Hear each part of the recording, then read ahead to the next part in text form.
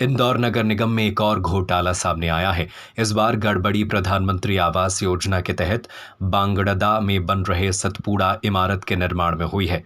राजकोट की ठेकेदार firm Kunal structure India private limited ने टेंडर लेने के लिए ठाणे की निजी बैंक की 8 करोड़ रुपए की फर्जी बैंक गारंटी लगा दी। इसके बाद समय समय पर भुगतान भी करवा लिया। महापौर पुष्यमित्र भार्गव के निर्देश पर शुक्रवार रात निगम अफसर सेंट्रल कोतवाली थाने पहुंचे और ठेकेदार फर्म के खिलाफ एफआईआर का आवेदन दिया। हैरत की बात यह है कि कंपनी के साथ 100 करोड़ से अधिक के इस प्रोजेक्ट के लिए अनुबंध 8 सितंबर 2017 को हुआ था। उसने काम शुरू भी कर दिया और बीच बीच में कंपनी ने जितने बिल लगाए उस पर 5% सिक्योरिटी डिपॉजिट काटकर पेमेंट भी कर दिया गया। हाल ही में कंपनी ने इस 5% राशि को लौटाने को कहा तो अफसरों ने बैंक गारंटी की पड़ताल की। इंदौर स्थित आईसीआई बैंक की ब्रांच से गारंटी से जुड़े दस्तावेज मांगे तो पता चला कि ऐसी कोई बैंक गारंटी जारी ही नहीं हुई है। महापौर भार्गव ने बताया कि फर्म के खिलाफ एफआईआर करवाकर कड़ी कार्रवाई करेंगे।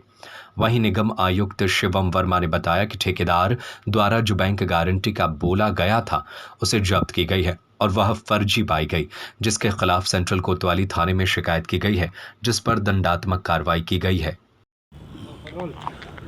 ये थाना सेंट्रल कोतवाली में एक आवेदन दिया गया है नगर निगम की तरफ से। इसमें ये बताया गया है कि जो प्रधानमंत्री आवास योजना के तहत जो बैंक गारंटी दी जाती है ठेकेदार के द्वारा, उस ठेकेदार के द्वारा बैंक गारंटी में फ्रॉड किया गया है। जो बैंक गारंटी 5% जमा होती है तो वो बैंक गारंटी में फ्रॉड किया गया है। आईसीआईसीआई बैंक से जब पता किया गया है तो उनके द्वारा बताया गया है कि हम इसको जानते नहीं है, हमने कोई बैंक गारंटी दी है। तो बैंक गारंटी में फ्रॉड की सूचना पर से अभी फिलहाल आवेदन दिया गया है। इसके पॉइंट्स को वेरीफाई कर रहे हैं।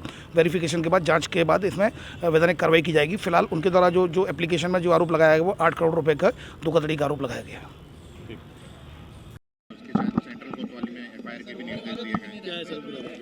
ये जो हम लोग को इसमें बैंक गारंटी दी गई थी, वो बैंक गारंटी जब इसको हम लोग ने जब जब्त किया और उसको कैश कराना चाहा तो वो गलत पाई गई, फर्जी पाई गई।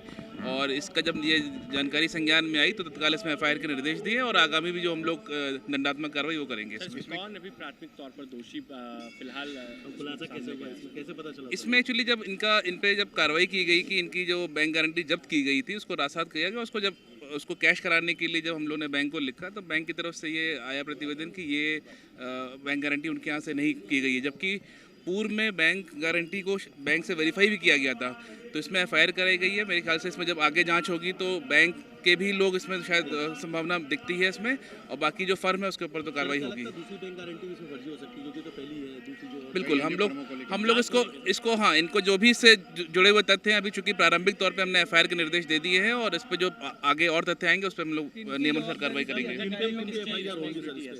नहीं, जैसा अभी जो मैंने बताया प्रारंभिक तथ्य में ये है कि जब बैंक से वेरीफाई, बैंक का एक लेटर आया हुआ है हमारे फाइल में जो देखा हमने कि उसमें बैंक ने ये वेरीफाई करके लगाया है कि नहीं, हाँ ये हमारे यहाँ से जारी इस प्रकार से हुई है। तो हम लोग उसको उस तथ्य को भी चेक करेंगे कि ये क्या बैंक के ऑथराइज उससे आई है कि नहीं। अब चूंकि एफआईआर होगी तो उसमें सारे जो जुड़े हुए तथ्य हैं उन सब का खुलासा होगा, सब पे जांच होगी तो कोई निष्कर्ष भी निकलेगा और हम लोग आगे अमाउंट 10 करोड़ के लगभग है ये अमाउंट।